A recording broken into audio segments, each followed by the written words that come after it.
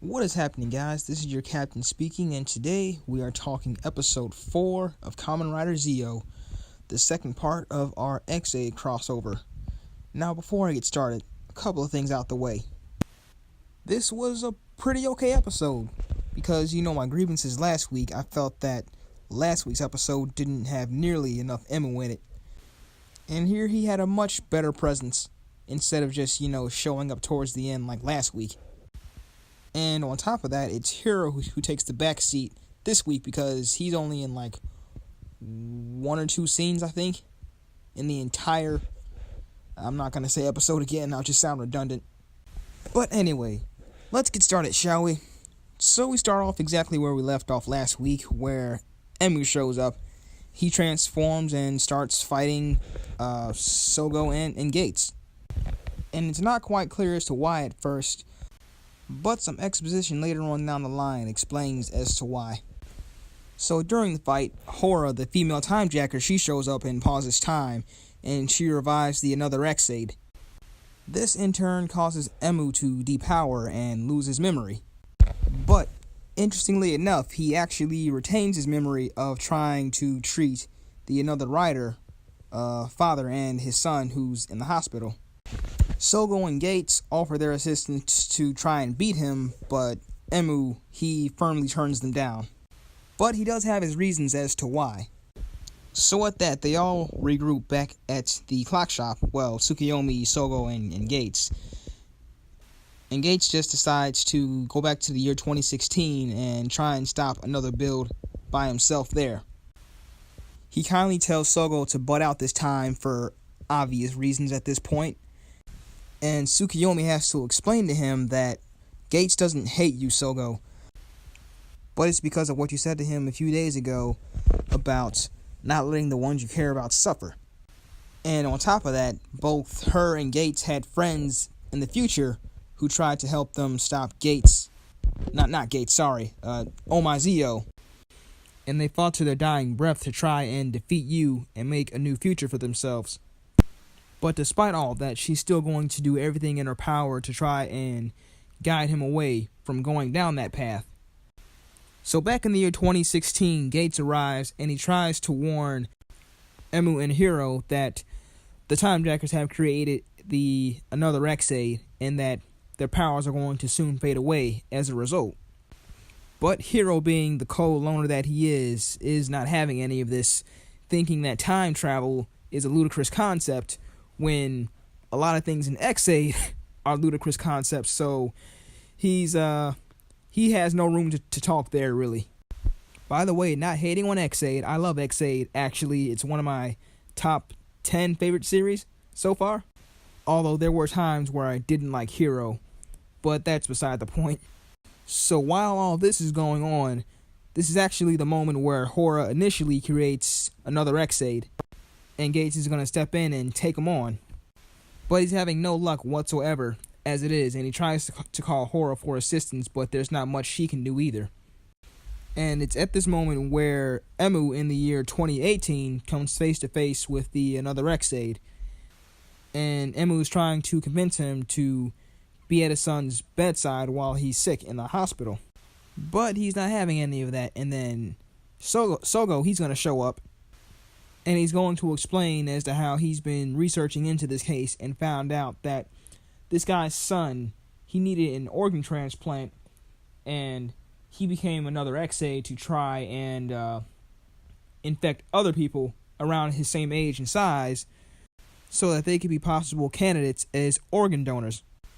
And then Sogo also figures out why Emu was trying to keep him and Gates out of the picture when trying to deal with another build, and it's because he thought that they were trying to kill him, and that would do his sick son no good, knowing that his father is dead, so he had to protect him any way he could. And Sogo was going to find this situation similar to his own, because Tsukiyomi is the one trying to protect him, while Gates, he's kind of been on the edge on whether he wants to take Sogo out or not. But this still isn't enough to convince the father, and he makes his escape. So Sogo is going to offer his assistance to Emu once again to try and stop the another X-Aid.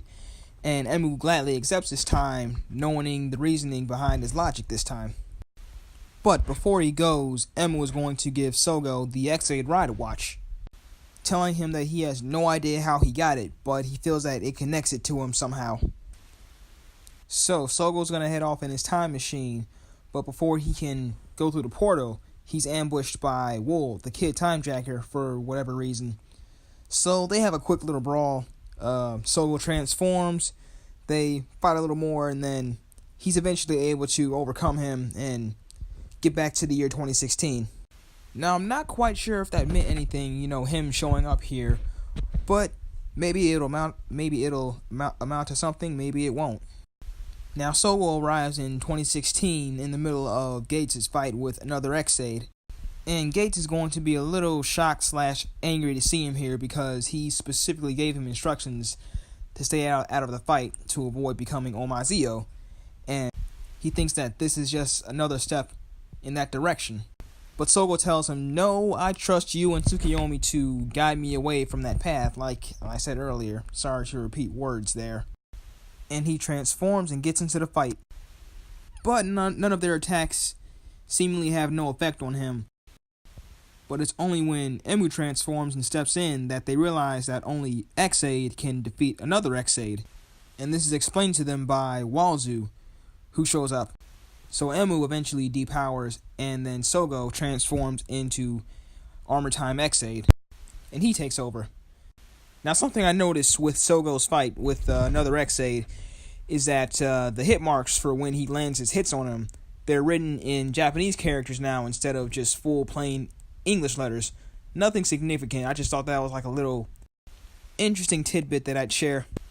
Then Sogo, he performs his, what's called a combo finisher, and at that, another X-Aid is defeated. Damn it. So with that out the way, Sogo is going to explain to Emu that this guy's son is sick and that he needs treatment right away.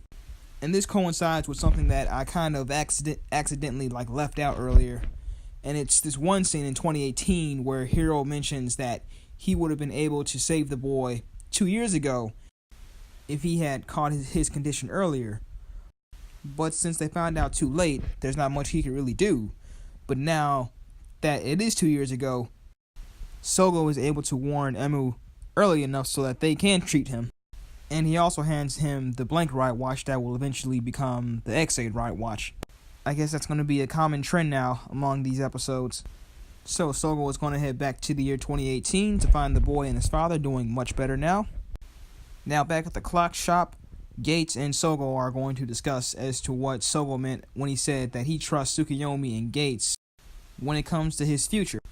And if he actually does go down the path of becoming Zi-O, he wants Tsukiyomi and Gates to take him out. And this is why he trusts their judgment. And with this conflict out of the way, Wataru, he's going to tease us to our next Rider cameo for next week, which is going to be Forze. And that's the episode. Now, I enjoyed this episode significantly more than last week's, mostly for the fact that we got a lot more Emu this time. But it also seems like some of the time traveling aspects are becoming a little less confusing now the more time goes on. No pun intended there. I also like the relationship developing between Sogo, Gates, and Tsukiyomi. While Gates still seems to be kind of on the fence, so to speak, when it comes to Sogo, it's nice to see that at least Sogo and Tsukiyomi are at least forming some kind of bond, and Sogo actually trusts both of them with his life, even though Gates still kind of wants to kill him. So I find that kind of interesting there. It's an interesting dynamic, so to speak. That's what I meant. But yeah, that's going to be about it for this week, so please like, comment, and subscribe, and remember to follow my Facebook page at Midwest Tokusatsu. Link will be in the description. And this is your captain, signing out.